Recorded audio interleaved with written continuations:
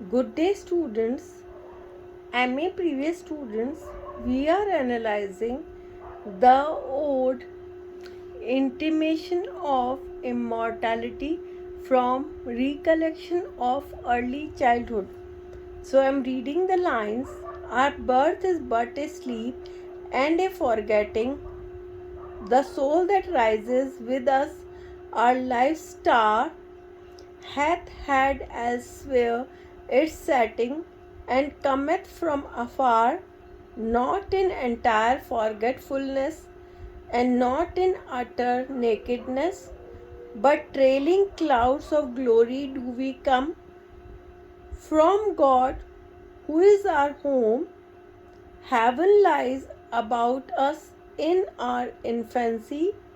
Shades of the prison house begin to close upon the growing boy, but he beholds the light, and whence it flows, he sees it in his joy.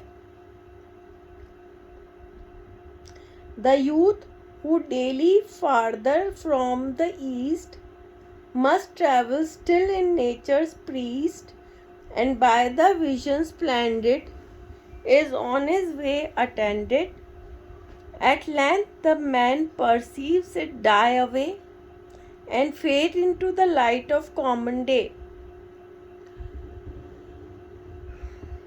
The sentiment behind these lines is that we are more than just flesh and blood, and that we have a deeper kinship with the natural world and with God.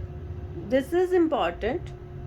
The sentiment behind these lines is that we are more than just flesh and blood, and that we have a deeper kinship with the natural world and with God.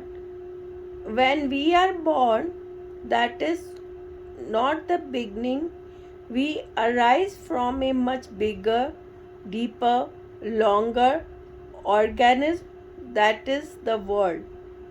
And beyond the world, God.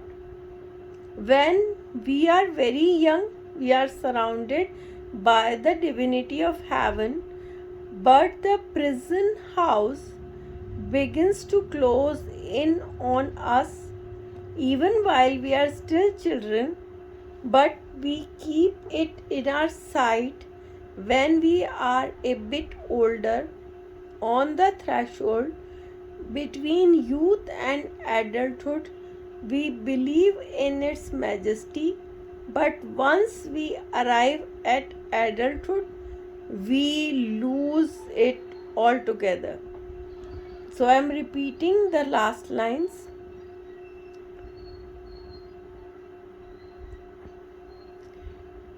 Even while we are still children, we keep it in our sight when we are a bit older, on the threshold between youth and adulthood. We believe in its majesty, but once we arrive at adulthood, we lose it altogether. Next stanza. Earth fills her lap with pleasures of her own. Yearning she hath in her own natural kind, and even with something of a mother's mind, and no unworthy aim, the homely nurse doth all she can to make her foster child, her inmate man, forget the glories he hath known, and that imperial palace whence he came. Nature and the earth is like a mother.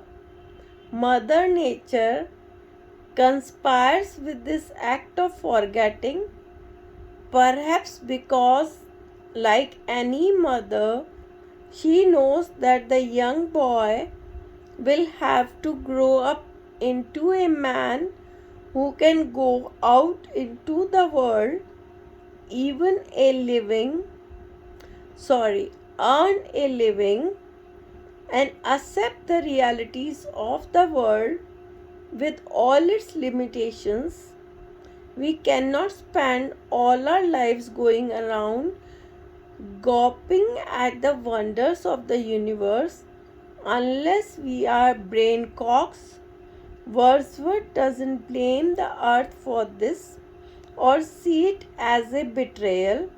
It is, quote, no unworthy aim, unquote, because like a good mother, the earth knows what's good for the child of nature, even if it comes at the cost of removing this sense of awe from the child's mind. The next stanza. Behold the child among his newborn blisses, a 6 years darling of a pygmy size. See where's mid work of his own hand he lies, fretted by sallies of his mother's kisses, with light upon him from his father's eyes. The young child is doted upon by his mother, nature, and watched over by his father, God. See at his feet some little plan or chart, some fragment from his dream of human life, shaped by himself with newly learned art, a wedding or a festival, a mourning or a funeral, and this hath now his heart, and unto this he frames his song. Then will he fit his tongue to dialogues of business, love, or strife, but it will not be long, or there be thrown aside, and with new joy and pride, the little actor cons another part, filling from time to time his humorous stage with all the persons down to palsied age that life brings with her in her equipage, as if his old vocation were endless imitation. The child starts to learn to create things which arise not from nature itself but from more practical concerns.